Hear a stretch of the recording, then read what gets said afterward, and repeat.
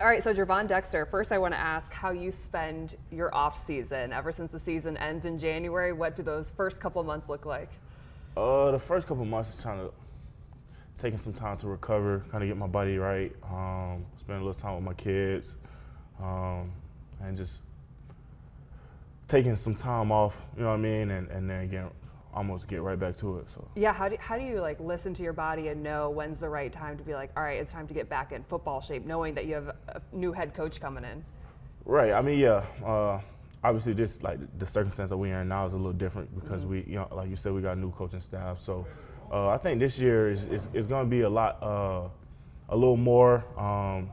We got a little more time. We get off a little earlier than we usually do. But so I think I'll just like you say, I'll listen to my body.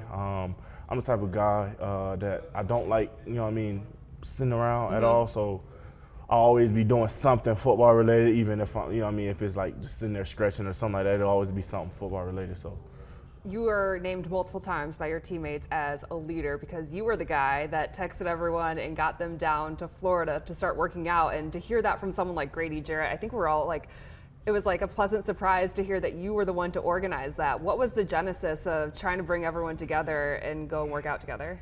I think obviously, like, as I've been only in the league so far, going on year 3, I've noticed that guys who kind of rush together outside of, you know what I mean, the facility, guys who hang out outside of the facility, those guys like on the field rushing together is you know what I mean, it's a second nature. So just being able to kind of, after Grady signed here, after saying that he was coming here, just trying to get the guys together early and hang out, just know the guy, learn the guy before you know what I mean, get in the building where we obviously now learning plays and bullets are flying, just try to get some of that stuff before we get in hand, just to hang out together as well. Was that something you learned from being in the Bears locker room or just kind of studying maybe other teams and talking to guys around the league? Yeah, I would say a little bit of both. Just like watching and then watching how guys rush, just like seeing other teams rush, like there's no way these guys don't hang out outside of, you know what I mean?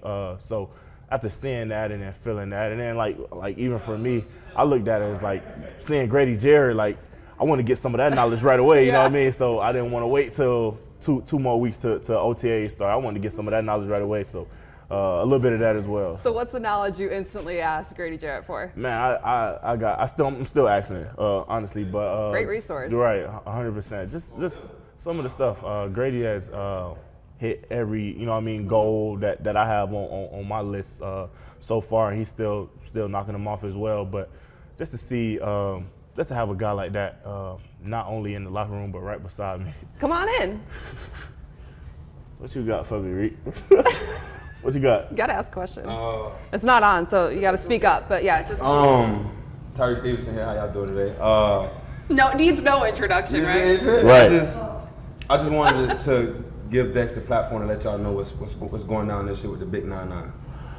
Yeah, like Reek said, man, the rush and the coverage is married. So as long as we get the rush in, I know Reek could be covering picks, sacks, all of that gonna come with it. So. And I'm throwing the pitch back. Gotta let him do the front flip in the end. Come on, now. Come on, now. Wait, come back. Oh no, now he's breaking stuff. You gotta ask a question in return. Okay, here you go. Year 3, man. We came in together, Yeah. right? We had ups, downs, lots of fun stuff, lots of picks, lots of sacks. Give me 1 or 2 goals for this year, for Tyrique. For Tyrique, I want to be the best teammate I can. You know, I feel like with these group of guys, we understand the plan and we expect nothing but the utmost from everybody. So I feel like I gotta hold my end on that. And then as far as I want to be the interception leader. You know, like he said, coverage and rush is married. And I know he gonna rush, so I know I gotta cover. Didn't Jalen Johnson, he put out a number for himself. He said like 7 interceptions. So 7 plus. Always, shit, I'm aiming for 7. Okay, then. Okay, it's inked. We It's love in there. that. All right, we got future broadcasters, right? you Hopefully in feel? like many, many years, right? You're gonna be in the league for a long time. Right. Grady Jarrett could also be a broadcaster. He's very he can. he's He's very well-spoken. entertaining Yeah, and for like sure. very interesting to listen to. 100%. What have been some of your favorite stories that you've heard from him? I think with Grady is like I said, he's seen everything, obviously through experience, but him being like, we play the same position, we both play D tackle, so I think it's like he just like Grady is one of those guys like even in practice. It's only practice right now. It was like before the snap. You know what I mean? Grady already knows where the slide's going. Grady knows where the protection is. Like, you know what I mean? He knows all that stuff. So to play with a guy that he's not guessing, he knows through experience, he knows through. So I can't wait. Yeah. I can go on and on. Yeah, that's great. Montez Sweat made a comment that this defense, Tyrique Stevenson, is even bringing us water. Man, what a gentleman. All He right. owned it, Teammate. We love it. That's what we want. It's noted.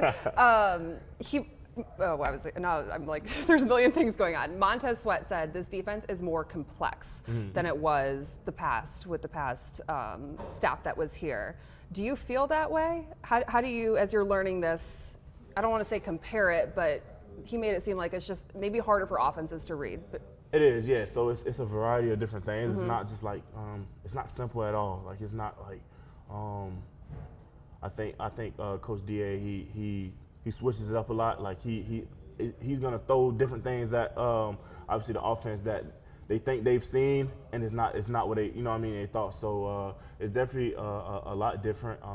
And what comes with that is it's a tad bit harder to learn. But after you get it, after you know the exact reason why you're doing something, it'll be.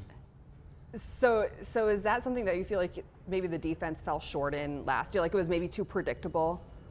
I wouldn't say that all the way. I just think with DA's defense, it's a lot of different things. There's a lot of different bullets flying from everywhere, so it's different. Okay. The sack production, I know you were really happy with what you had produced in the beginning of the season. Now in your third year, what have you learned about what it takes to have that consistency over the season? Yeah, you just gotta stay consistent. You can't. Is that easier said than done, though? It is, yeah. It is. I think for a guy like me, now in year 3, I've played enough ball to understand what it takes to and to just do it. Stop talking about it and just doing it. And so that's actually one of my goals for the year. Just stay consistent. Don't get complacent. And there's always, there's always room for improvement no matter where you're at. I don't care if it was week 5 and I had 10 sacks. Now I'll go get 20. So I think that's really the goal for me, is just don't get complacent and stay consistent. Tyrique put a number on interceptions. Do you want to put a number on sacks? I'm not gonna put a number. I'm not gonna put a number. I just want to do better than I did last year. Yeah, so, for sure. There was a photo of you walking into, I think, like day 1 of offseason, and people were like, "Did Gervon Dexter get even like leaner and stronger?" Right. And did I hear you say not necessarily? It was just like a good angle of a photo. If we could all be so lucky. Exactly. Yeah. So I think people was like, oh, he just like slimmed down to play like defensive end or something. I think, have you ever like just walked and you like turn in your shoulders and they kind of just caught like that turn? It's like the supermodel. Yeah, exactly. Yeah, they just like caught me turning and people kind of took it and ran with it. All right, I was talking to you towards the end of last season. You were excited to go back down home to Florida, and you mentioned in this interview that you don't like sitting still, you're always busy. So you were looking for off-season hobbies. Right. You had not found one when you were on the draft show. Have you found one yet? I have. So I picked up on, I think we talked about already, was like just like ATVing. Obviously, I got my helmet on and my, my stuff on. But as well as me and my wife started like pickleball. Yeah, so I picked up on pickleball. It's actually you know about the rules, the kitchen? Can't step in the kitchen? Can't step in the kitchen, yeah. I learned, the way we play right now, beginners, we just hitting it back and forth, obviously. But yeah, I picked up on pickleball. So I think I heard, I can't remember if it was an offensive lineman. Was it Tooney or Drew Dahlman? They also play pickleball. Really? Yeah, you can get a little O-line, D-line going. For sure. If y'all see this, we got to run the ones. Gervon Dexter, I appreciate your time. Thank you.